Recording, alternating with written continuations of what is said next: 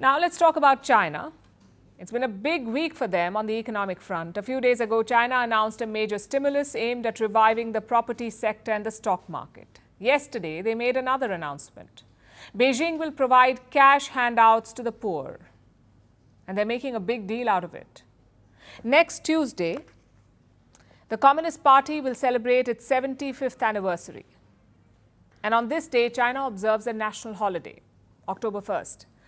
And this time, Beijing has issued special instructions to the local authorities. They must release the handouts before Tuesday so that the people can truly celebrate. Let me quote from the government order. It says the handout will demonstrate, and I'm quoting, the party and the government's love and care for the people in need.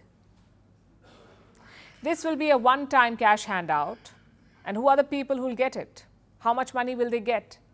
China is being cagey with the specifics. And this is not new, neither the caginess nor the cash handouts. In fact, cash handouts are more common in China than you would imagine. Beijing has a large budget for it. At the beginning of this year, China had set aside some $22 billion for all kinds of financial assistance and subsidies, $22 billion. Every month, 40 million Chinese citizens get what is called a subsistence allowance. This is financial support for basic needs like food, housing, and healthcare. On average, the allowance is about 779 yuan for urban China. That's roughly 110 US dollars. And for those living in rural areas, they get 615 yuan or around 87 US dollars. Now, what's the purpose of this allowance? To guarantee what they're calling a minimum standard of living, so that these 40 million Chinese nationals can have that minimum standard of living. And this group is the ideal target group for that one-time cash handout. Some local governments are going beyond this group though, like in Shanghai. It plans to distribute coupons to locals.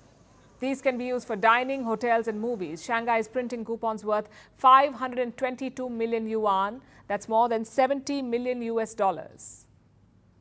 But why is China giving so many subsidies? Because it wants to lift the economy out of its slumber. People are not spending enough. The demand for goods has plummeted. Beijing wants to change that. We should be aware that the adverse impacts arising from the changes in the external environment are increasing, effective demands remain insufficient at home, and the sustained economic recovery is still confronted with multiple difficulties and challenges.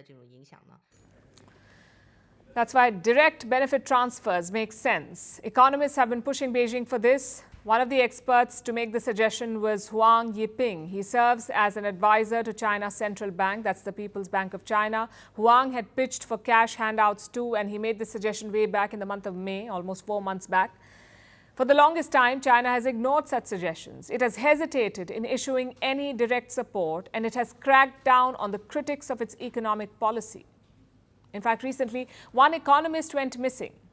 Apparently, he'd criticized Xi Jinping and his economic policies, and it wasn't even a public statement. This economist shared his thoughts in a private message on WeChat. WeChat is a Chinese messaging app.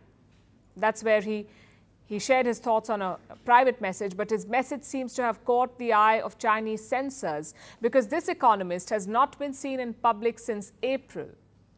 We hope he's safe, but we cannot be sure. People who disappear in China either do not resurface at all or do as mere shadows of their former selves. And while Beijing has been going after such critics, it has also been forced to take their suggestions because there's no other way to boost growth. Having said that, do not expect major shifts here. These stimulus measures are a one-time move, and there is no shift in policy when it comes to dealing with criticism. You shall face the wrath of the state.